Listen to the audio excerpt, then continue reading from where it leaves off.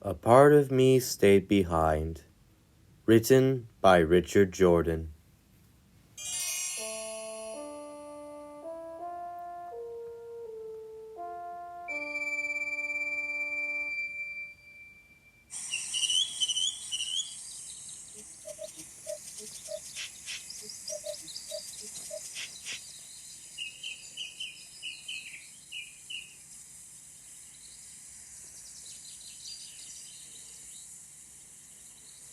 One early morning, Gordon awoke with a start.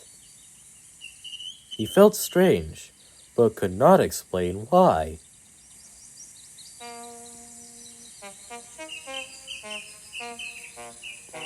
His driver, who had come to clean them before work began, reassured him. "It's the dishwater," he said to Gordon. "It can get into your mechanical workings and make you feel sick." Gordon was satisfied with that explanation, but what was odd was that he couldn't remember falling into the ditch, though it had recently happened. The memory was fuzzy at best. "I'm just exhausted from pulling the express so well," he chuckled to himself, and fell back into an uneasy sleep. He dreamt of vague images, those of a mine and of darkness below. In these images, he felt apart from himself, as if viewing the events from above. He couldn't see anything clearly, but he felt strongly that these memories didn't belong to him.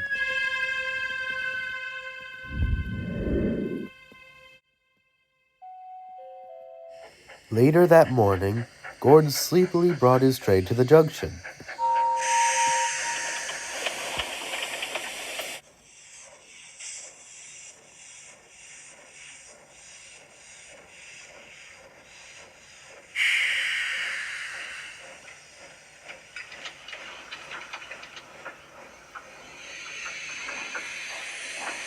Thomas, who looked equally tired, greeted him with a smile.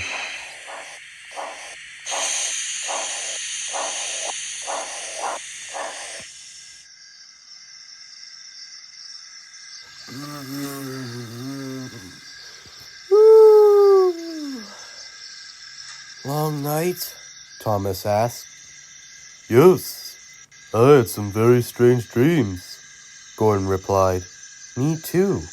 It was like we were back at the mine again. But when I awoke, I couldn't remember actually being there at all." Gordon's eyes widened. "I had the same dreams. Come to think of it, I can't remember falling into the ditch, much less rescuing you from the mine." "What does it mean?" Thomas asked. "I don't know. We only just came back. I remember bringing you to the yard just before the Queen came to the island." "I remember that too. But why can't we remember actually being at the mine?"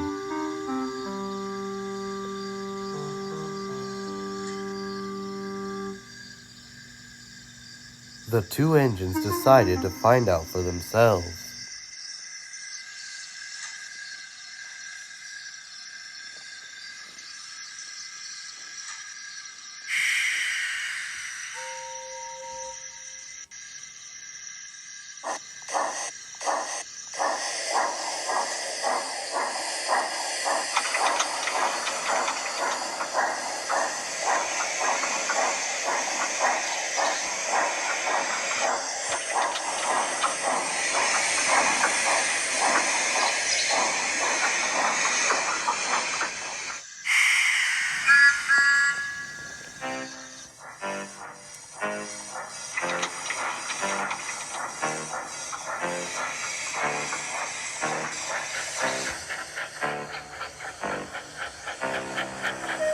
That night, the two of them puffed up the line which led from the big station.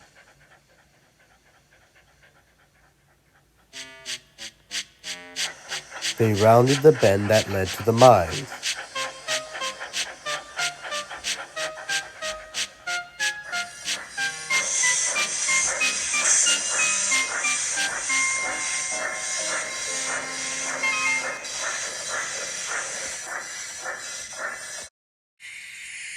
But were met with cautionary signs, which read, "Danger, collapsed mine ahead."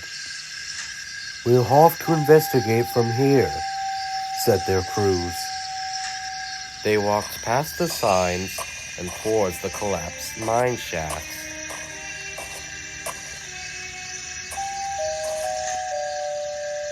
They came back a short while later. "What are you doing back so soon?" Thomas asked. "Nothing to see."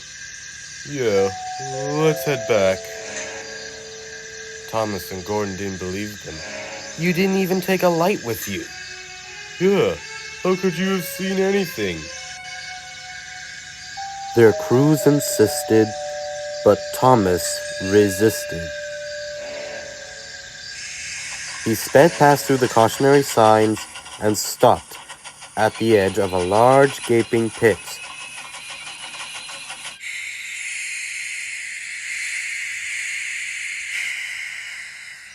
When he looked down inside, he shrieked.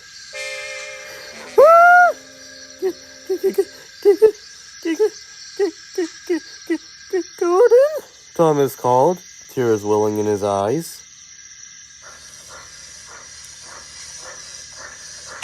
In the pit were two mangled engines. One looked exactly like Gordon, and the other like Thomas. Who are these engines?" Gordon asked. A terrible feeling began stewing deep in his boiler. "I can explain," said a familiar voice.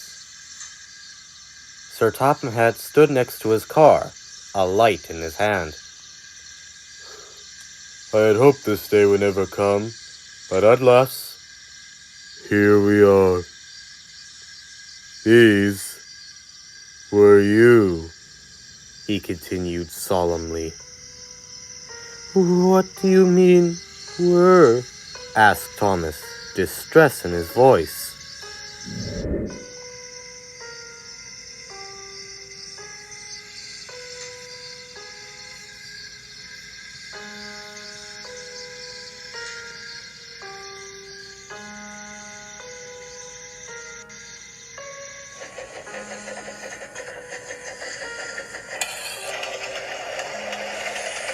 "When you fell into the mine, Thomas, you didn't just fall.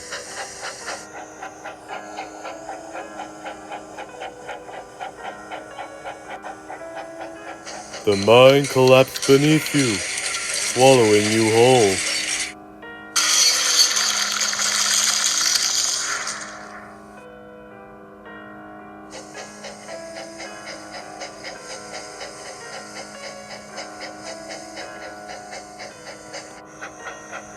"We tried bringing Gordon, our strongest engine, to lift you out with a pulley system.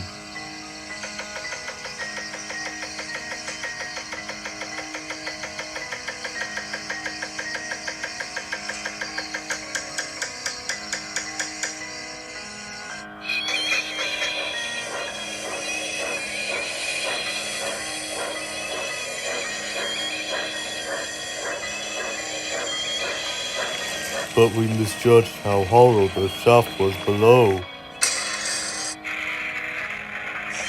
And he too fell into the growing chasm beneath the ground." "But how can we be here if we're down there?" Gordon asked.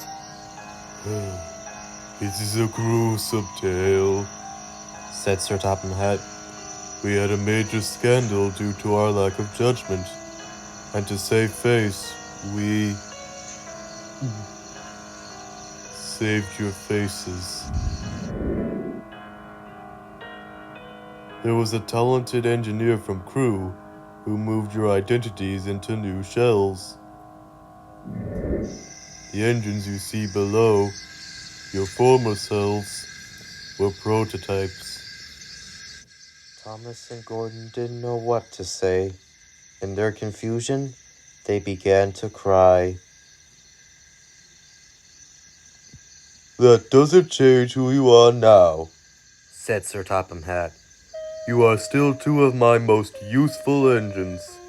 We gave you a second chance. And avoided a scandal. We understand, Thomas said in a derisive tone. Soon afterwards, the two engines slunk home, buffer to buffer.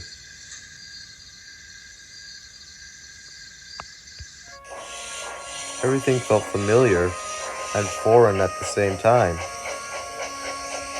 They didn't feel whole anymore, knowing that a part of them was rotting away in the bowels of the mine.